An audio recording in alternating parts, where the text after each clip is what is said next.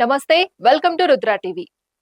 ఉరిమి ఉరిమి మంగళం మీద పడ్డట్టు అమెరికా ఇరాన్ యుద్ధం వల్ల అటు పశ్చిమాసియాలో ఆందోళనలు, గల్ఫ్ లో కొత్త కష్టాలు, ఇక ప్రధానంగా హర్ముజ్ జలసంధి ద్వారా చమురు దిగుమతి చేసుకునే భారత్, చైనాలతో పాటు మరికొన్ని తూర్పు ఆసియా దేశాలకు కష్టాలు తప్పేలా లేవు.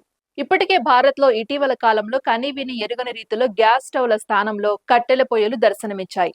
పెట్రోల్ బంకుల వద్ద క్యూల సంగతి చెప్పే పనే లేదు. ఈ పరిణామాల నేపథ్యంలో తాజాగా మరో బాంబు పేల్చారు ట్రంప్.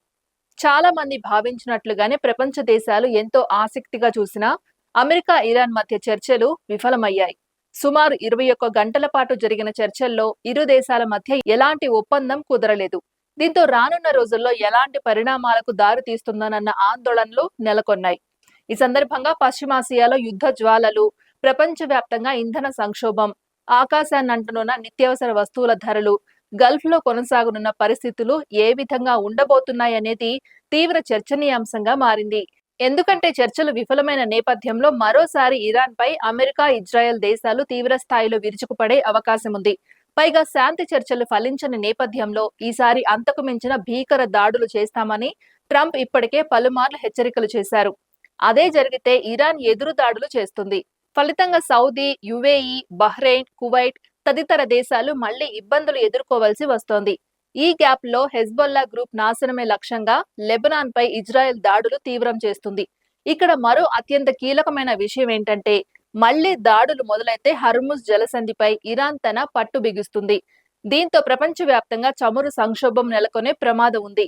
పోనీ భారత్, చైనా వంటి మిత్ర దేశాలకు నౌకలను పంపాలని అనుకుంటే చాలు అని ఈ దేశాల ప్రజలు అనుకుందామనుకున్నా ట్రంప్ తన తాజా పోస్ట్ లో ఆ అవకాశం లేకుండా చేశారు. ఇందులో భాగంగా చర్చల విఫలమైన నేపథ్యంలో ట్రంప్ వద్ద ఉన్న అస్త్రం నౌకాదళంతో దిగ్బంధనమే.